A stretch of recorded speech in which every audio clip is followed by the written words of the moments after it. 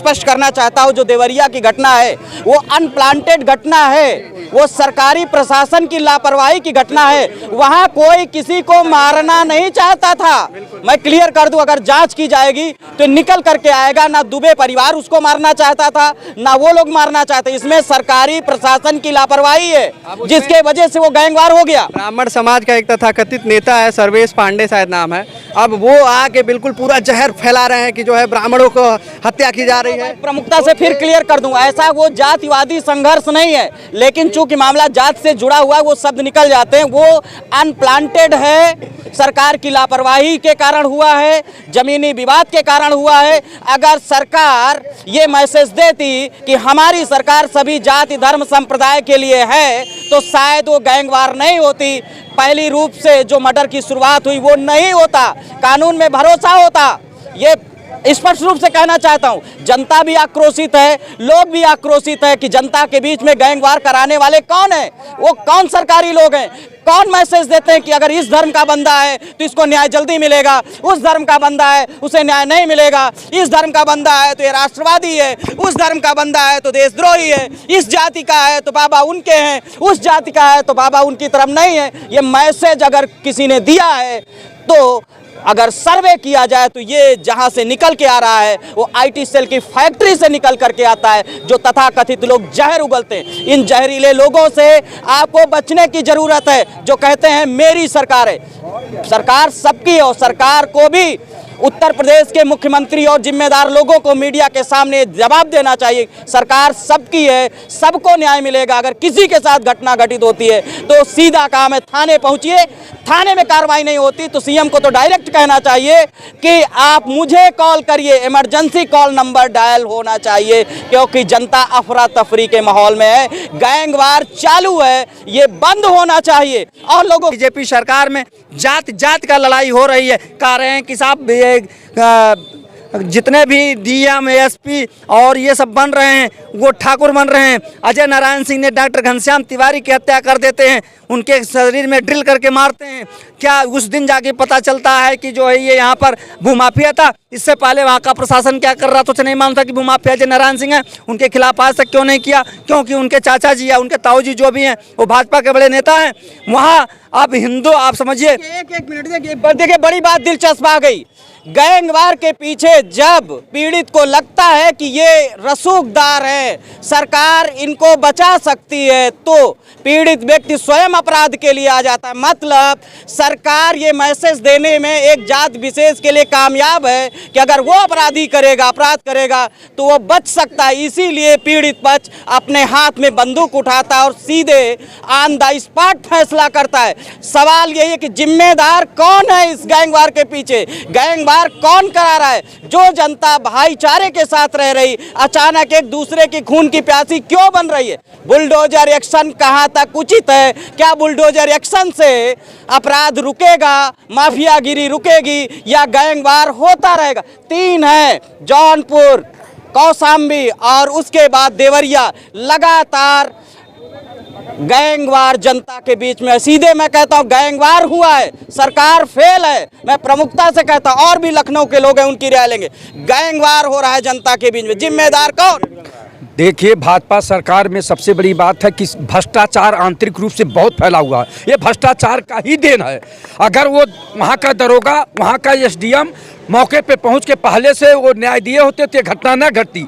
हमेशा जब भी ये मर्डर होगा 4-6 साल लग जाते हैं, उसमें आग सुलगती रहती है। जब देखते हैं कि एकदम नहीं न्याय मिल रहा तब ये गैंगवार का रूप लेता है। एक आदमी एक को मारा तो वहाँ जाके जो है 4-6 लोग जो है 4-6 लोगों को मार दिए। ये घटना बहुत ही हृदय विदारक है, निंदनीय है। इसको रोकना चाहिए। ये सरकार की नैतिक जिम्मेदारी है। सरकार अपने भ्रष्टाचार को नहीं देख पा रही, यानी सरकार के कर्मचारी भ्रष्टाचार में लिप्त हैं। वो कभी ध्यान नहीं देते जब तक हाथ पैर नहीं टूट जाता, जब तक मर्डर नहीं हो जाता। मर्डर हुआ, सुना हेलीकॉप्टर से बड़े बड़े अधिकारी भेजे गए हैं, सुना है एसपी और डीएम तत्काल पहुंचे, उससे पहले दरोगा तक नहीं पहुंचता है।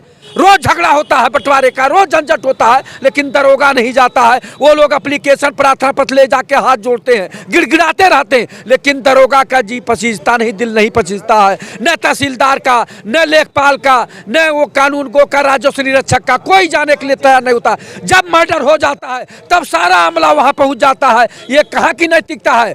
योगी जी का जो है बुलडोजर काम करे या न करे धरातल पे, लेकिन ये बेअसर हो चुका है। योगी जी को और सख्त निर्देश देना चाहिए। और सबसे बड़ी बात है, जितने भ्रष्टाचारी अधिकारी हैं उनकी संपत्ति जांच करा कर संपत्ति जब्त करना चाहिए। उन अधिकारियों को जेल भेजना चाहिए जो वहाँ का जो है जिम्मेदार अधिकारी हैं। एक सबसे बड़ी बात है, 100 डायल था, नंबर मिलाओ, सीधे पुलिस को लगता था, ट्रेस होती थी, पुलिस पहुंचती थी। अभी 112 नंबर आप डायल करते रहिए। यहाँ कोई भी 112 नंबर डायल करिए, इमरजेंसी सेवाओं के लिए फला दबाइए, उस सेवाओं के लिए फला दबाइए, 112 कॉल करिए, 5 मिनट कॉल लगाने में चला जाता है। आखिर कैसा पुलिसिया सिस्टम बन गया है? जनता के बीच आक्रोश है, सरकार फेल है, और भी लोगों की राय लेंगे। ये बताइए, जनता के बीच में अब गैंगवार होने लगा है, क्या जनता को कानून में भरोसा नहीं रहा? देखिए, सबसे पहले तो इस जो जनता इसलिए विश्वास उठता जा रहा है पुलिस प्रशासन से कि अभी हाल ही में इलाहाबाद में एक महिला जो है वो अपनी समस्या को लेकर के थाने गई, तो उसके साथ इस पुलिस प्रशासन के लोगों ने बारी बारी से रेप किया। मेरे पास वीडियो है, ऑलरेडी देख लीजिए, ये वीडियो है, ये देखिए वीडियो है, इसके साथ बलात्कार। बहुत बड़ी एक और, हाँ बताइए। अब आप बताइए फिर पुलिस पे विश्वास कैसे किया जाए? आप धरना प्रदर्शन करेंगे तो मुकदमे लादे जाएंगे, जनता की समस्या को लेकर लड़ेंगे तो लाठी मारकर मुकदमे लाद कर आपके ऊपर जो है गैंगस्टर लादा जाएगा, गुंडा एक्ट लादा जाएगा, जिला बदर की। ये जो समस्या है, ये प्रशासन पूरी तरीके से भ्रष्ट हो चुकी है। ये जो पुलिस के लोग हैं पूरी तरह से भ्रष्ट हैं। अब एक महिला को देख लीजिए आपके सामने, इसने अपनी ये पीड़िता अपनी समस्या लेकर के जब थाने पहुंचती है तो वहाँ के एसआई और उसके दरोगा, वहाँ के जो और सिपाही बारी बारी से उसको गाड़ी में बैठा कर ले जा करके और पूरी रात इसके साथ रेप किए। बताइए कैसे कोई विश्वास करेगा? इसलिए पुलिस प्रशासन पूरी तरीके से भ्रष्ट हो चुकी है। निशाना लगाया जाता है। आज ये तो राजधानी है उत्तर प्रदेश की, यहाँ जो है पुलिस, यहाँ आप लोग डिबेट कर पा रहे हैं, लेकिन जब जिलों में जाएंगे, तहसीलों पे जाएंगे, कोई मीडिया का जो पत्रकार साथी है डिबेट करने के लिए तैयार नहीं होगा मीडिया के प्रशासन के खिलाफ। इसलिए कि यदि उसने छाप दिया तो रात में उसको उठा कर ला करके उसको लाठियाँ मारी जाती है, उसको जेल भेजा जाता है। इस तरह से जो माननीय मुख्यमंत्री जी कहते हैं कि मैं न्याय देने का काम करूंगा, न्याय दिलाने के लिए तो उठावाना चाहिए इन सबों का, ढाना चाहिए कि नहीं इन सबों की मकान। इसलिए पुलिस प्रशासन पूरी तरह से भ्रष्ट हो चुकी है।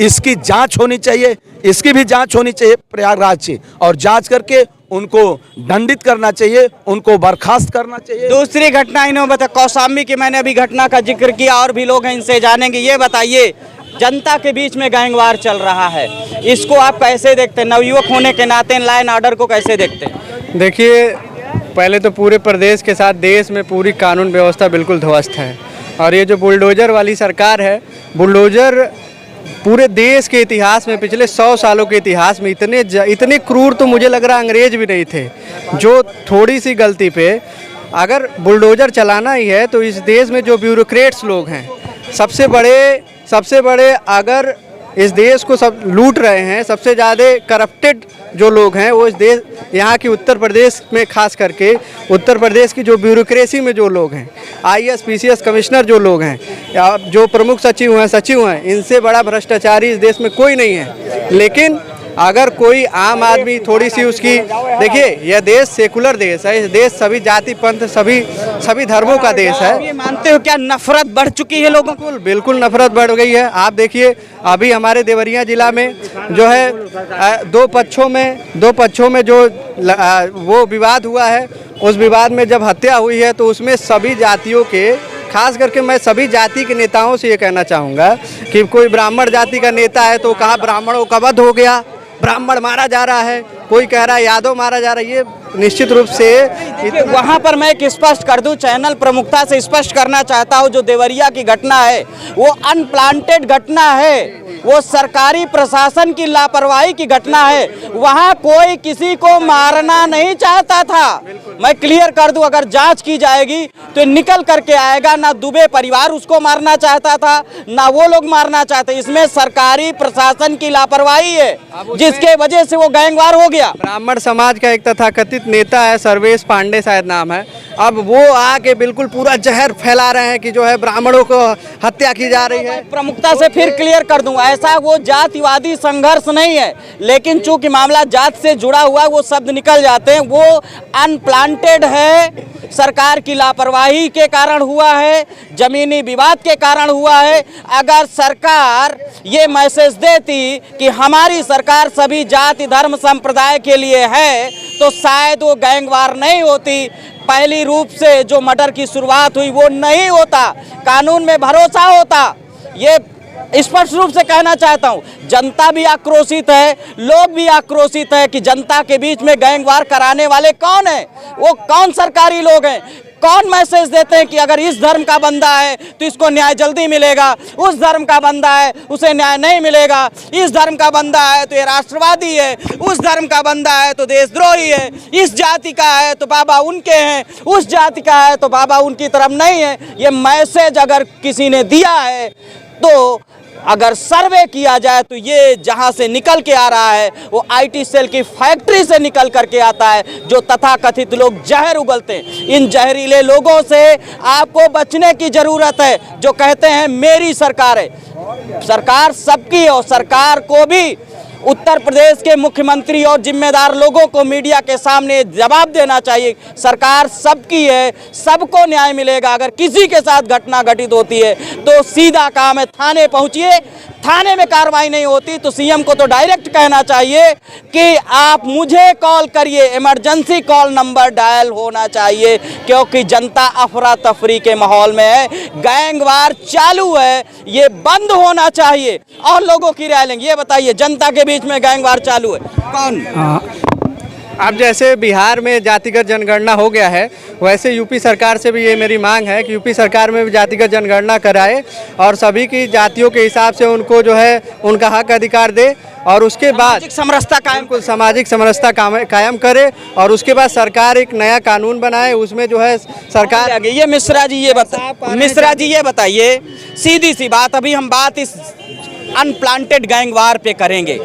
बात है जो मेरी सोच है, सरकार जिम्मेदार है, चाहती तो गैंगवार रोक लेती। आप लोग क्या चाहते हो, क्या मैसेज? आज मैं बता दूं, इस प्लान घटनाओं पर बात मैं करना चाहता हूं। मुख्यमंत्री जी ने एक नंबर दिया है 1076, जिस पर आप अपनी शिकायत दर्ज करा सकते हैं, लेकिन जब उस पर कॉल करिए तो ऑपरेटर्स कहते हैं कि आपकी शिकायत हम दर्ज नहीं कर सकते। पूर्व में यदि कोई शिकायत दर्ज है तो उसके बारे में हम आपको फीडबैक दे सकते हैं। तो ऐसे 1076 चलाया ही क्यों है भाई? क्यों पैसा दे रहे हो, फेंक रहे हो बेमतलब का? ये सब खत्म करो। IGRS सिस्टम है, वहाँ पर जो मर्जी के अधिकारी अपना वो लगा देता है, आदेश बना करके निस्तारण कर देता है। किसी को न्याय व्यवस्था में न्याय मिलती ही नहीं है। क्यों नहीं हमारे मुख्यमंत्री जी स्वयं IGRS के उन सिस्टम को आज और 1076 के आई हुई काल को अटेंडेंट मिला के जनता से डायरेक्ट बात क्यों नहीं करना चाहते? इनकी पूरी जो सरकारी व्यवस्थाएं हैं, सरकारी अफसर हैं, ये बिल्कुल भूगोल की तरह गोल गोल कर दिया, खगोल शास्त्र की तरह कि कौन नवग्रह कौन आपको खराब कर रहा है। उन पंडितों की तरह हमें वो कर दिया, उलझा कर रख दिया है कि आपका ये हुआ तो ये ग्रह खराब है, ये हुआ तो ये ग्रह खराब है। ये जो चल रहा है ये पूरा भाजपा द्वारा जितनी भी रचनाएं रची गई हैं, आपस में लड़ने लड़ाने की रचनाएं रची गई हैं। और ये मैं आज फिर कहना चाह रहा हूं कि जो जातिगत जनगणना की बात की जा रही है, जब आज जातिगत जनगणना नहीं है तब लोगों के मन में बैठ चुका है कि ये उस जाति का है, ये उसके सुनने वाले हैं, वो उसके सुनने वाले हैं, और गैंगवार हो रही है। जिस दिन जातिगत जनगणना हो जाएगी उस दिन सब लोग आपस में लड़के मर जाएंगे, बिल्कुल मर जाएंगे। नहीं करना चाहिए। जनगणना अगर सरकार को करनी हो तो निश्चित तौर पर आय के पर आधारित किया जाना चाहिए। उसकी गरीबी और अमीरी की जनगणना होनी चाहिए, जिससे गरीब को अमीर के तरफ ले जाकर के बराबर कराया जा सके, लेकिन लड़ाया ना जा सके। मैं ये मैसेज देना चाहता हूँ कि इसमें कहीं ना कहीं मुझे लगता है, व्यक्तिगत रूप से कहता हूं कि मुख्यमंत्री जी की वो नीति खराब है जिससे वो बुलडोजर चलवाते हैं। अगर जो आदमी दोषी है तो सजा वही मिलना चाहिए। उसका घर गिरा दोगे, खाने के लिए नहीं रहेगा, तो उसके परिवार में और रहने वाले लोग होंगे, तो निश्चित तौर पर उनके मन में आएगा कि बाबा के ऐसा कहने पर इस जात के व्यक्ति विशेष ने इस जात के व्यक्ति विशेष का घर गिरवा दिया है।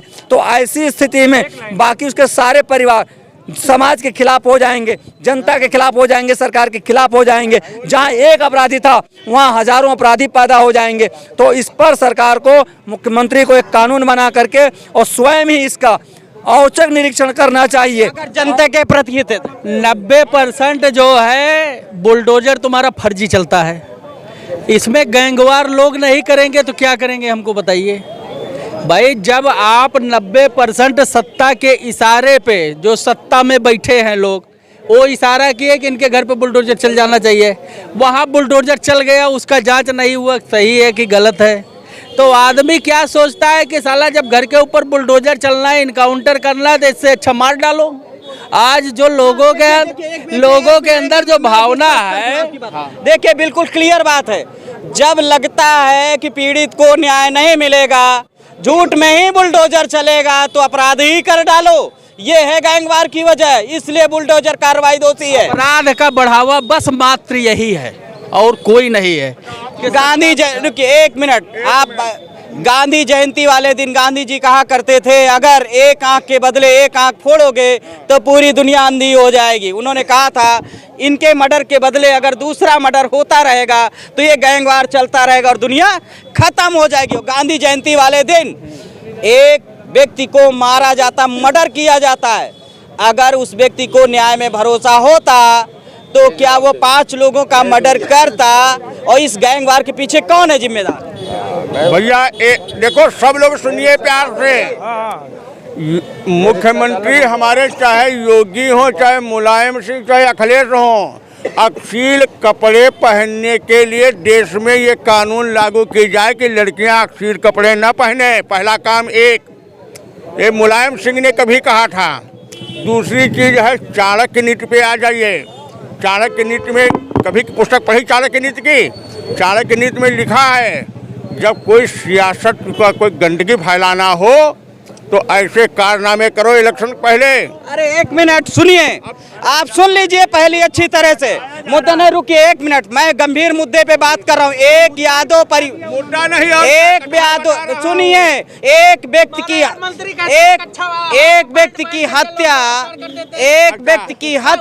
मंत्री बोला नहीं था? आपके उत्तराखंड के मंत्री ने बोला था कि हाफ पैंट पहन करके नियत गंदी हो जाती है। क्या बात कर रहे हो आप? आपको शर्म आना चाहिए, एजेड हो। आपका मंत्री इस टाइप से बोलेगा, आपको शर्म आना चाहिए कि भारतीय जनता पार्टी के उत्तराखंड का मंत्री ऐसा बोला मुख्यमंत्री, और इसलिए मुख्यमंत्री वहां से हटा करके दूसरे को बना दिए। आपको शर्म आना चाहिए। क्या बात कर रहे हो? एक मंत्री का ये शब्द था, ऊपर से तुम लेक्चर देने आ गए हो। मिश्रा जी ने जिस तरीके से कहा था ना, गाड़ी 176 नंबर, ये वो जब 1076 या 1090, जब भी कोई नई सरकार आती है गाड़ियों का करोड़ों रुपए का हेर फेर होता है। जो टोयोटा गाड़ियां पुलिस वालों को बांटी जाती है 100 नंबर या 1090 या 1076 जो भी है, उसकी आड़ में ये करोड़ों रुपए का घपला करती है सरकार, होता है। और घोटाला होता है उन कारों के नाम से, और फर्जी में ये सब नंबर बदल के 112 करना घोटाला, मगर फायदा किसी जनता का 100 से 112 होना घोटाला। उस तरीके से ही सब घोटाले, जनता को लाभ नहीं, कोई लाभ नहीं। जनता तो इसीलिए कह रही है कि ये जितनी गाड़ियां इनको सालों को एसी की मिली हुई है, मगर कोई भी टाइम से पुलिस वाला नहीं पहुंचता, सब अपनी गाड़ियों में एसी में बैठे रहते हैं। मगर इसमें सरकार का फायदा, मैं पुलिस की बुराई नहीं कर रहा, मगर इसमें सरकार का धांधली क्या है, जो भी गाड़ी मालिक होता है उस कंपनी से करोड़ों रुपए का घपला होता है, और हर बार सैकड़ों गाड़ियां उत्तर प्रदेश में नई इस नाम से आती है कि उसका नया नंबर दिया है तो गाड़ियां भी नई होनी चाहिए। इस तरीके से एक बहुत बड़ा घपला उत्तर प्रदेश सरकार करती है। परिवर्तन में हुआ 100 से 112 होने, कुछ भी नाम नंबर। ये बताइए, जनता के बीच में गैंगवार पहुंच चुका है, अभी गैंगस्टरों के बीच में गैंगवार होता था, किसको जिम्मेदार मानते हैं? ये सरासर प्रशासन की जिम्मेदारी है। हमारे माननीय योगी जी केवल 100 को 112 किए हैं, लेकिन प्रशासन को टाइट नहीं किए हैं। अगर देवरिया में प्रशासन जाके पहले पहले सूचना पे जाके अगर दस्तक देता तो आज ये इतनी बड़ी घटना नहीं होती। मैं यही कर रहा हूँ और प्रदेश मैं योगी जी से कर रहा हूँ, आज के 10 साल पहले इस लखनऊ की क्या हाल थी साफ सफाई में। जब हमारे योगी जी से हमारे प्रदेश की राजधानी ये नहीं साफ हो रहा तो गैंगवार कहाँ साफ होगा? ये नहीं साफ हो सकता। ये पूरी तरह से सरकार फेल है। देखिए, मैंने कुछ दिन पहले यहाँ की खबर लगाई थी, जहाँ पर खड़े हो, यहाँ पर एक व्यक्ति को मच्छर काटा हुआ था। लखनऊ नहीं सफलता तो देवरिया कैसे संभलेगा? बताइए, गैंगवार के पीछे किस? सर, हमारा रिक्शा खड़ा है पैडल वाला, ये देखिए आपके नजर आ रहा होगा। मैं पूरे लखनऊ का सर्वे करता हूँ और हर राज्य का आदमी बैठता है मेरे रिक्शे पे, हर राज्य का आदमी बैठता है और हर सर्वे करता हूँ कि हर राज्य की बात पूछता हूँ। कोई जनता दरबार में जाता है, कोई डीएम के बंगले में जाता है। अच्छा, मतलब आपके रिक्शे पर लगभग हर प्रदेश जिले का आदमी बैठ चुका है? हर जिले नहीं, पूरी राज्य के लोग बैठते हैं। तो लखनऊ आया बैठा? हाँ बैठा। सही है, दम है, बताओ। तो हम उनसे पूछते हैं बंगाल की राजनीति क्या है, क्या आप बिहार की राजनीति क्या है, वहाँ बदलाव क्या हो रहा है। और कहीं आता है झारखंड का तो कहता है मैं झारखंड से हूँ, उससे पूछता हूँ झारखंड में क्या हो रहा है तो वो भी अपनी झारखंड की बात बताते हैं। तो कहते हैं हमको बीजेपी पसंद नहीं है। अच्छा, हाँ, वो हम बीजेपी पसंद नहीं। तो हम कहते क्यों कारण पसंद नहीं है? तो कहते हैं बीजेपी इसलिए पसंद है, बीजेपी मेरा कार्य नहीं सुन रही है।